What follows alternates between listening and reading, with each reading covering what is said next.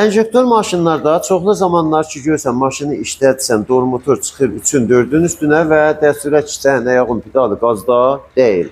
Və şayət əgər maşını mücəddət xamuş roşan eləyəsən, bu iş cüzənəvəli müvəqqət. Son, bu sənə deyir ki, mənim stop motorum ya kəsifləyib, ya zəifləyibdir ki, gərək təviz ola. Və mən idamədə bunun təmizləmən yolunu sizə göstərəcəm. Onun təmizləməyin yolu budur ki, nə bayaq bunu əllə təmizləyib ya burasın. Son əgər buruldu, yəni bunun fatihəsi oxuldu, gərək təviz ola.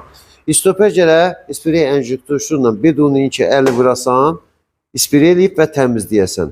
Bunun orinci çox mühümdür ki, orinci yatmaya və ya qurumaya ki, hava çəkə və maşınız porqaz qala.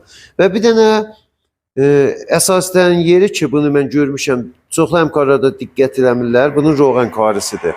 Son, əksər məvaqe ki, sən bunu sprey ilə yuyursan, bunun bahis olur, içindəki bol birinci quruyur və gərək bu roğan karı olur. Onun da yolu budur ki, 2 damcı ya çərxəyyatı yağı və ya roğan dəhlə bura damızdıracaqsan ki, bahis olar, bunun bol birinci rəvantar işləyə və rahət gedib gələ. Bir dənə nüştəsi ki vardı bunun moridində, bunu ECU-a tərif eləməkdir. Yəni, sən bu işlərin hamısını əncam verəsən və ECU-a bunu tərif eləməyəsən, bu düz işləməyəcək. Fərq eləmir. Çi bu noqət ola, çi öz üstündəki ki, şostoşu veribsən. Tərifin də yolu budur ki, bunu nəsb elədin yerinə süketin salandan sonra 3 mərtəbə su içi 10 saniyə açacaqsan və təzdən 10 saniyə bağlayıb təzdən açacaqsan. Yəni, bu işi 3 seyir tikrar eləyəcəksən və istirahat verəcəksən.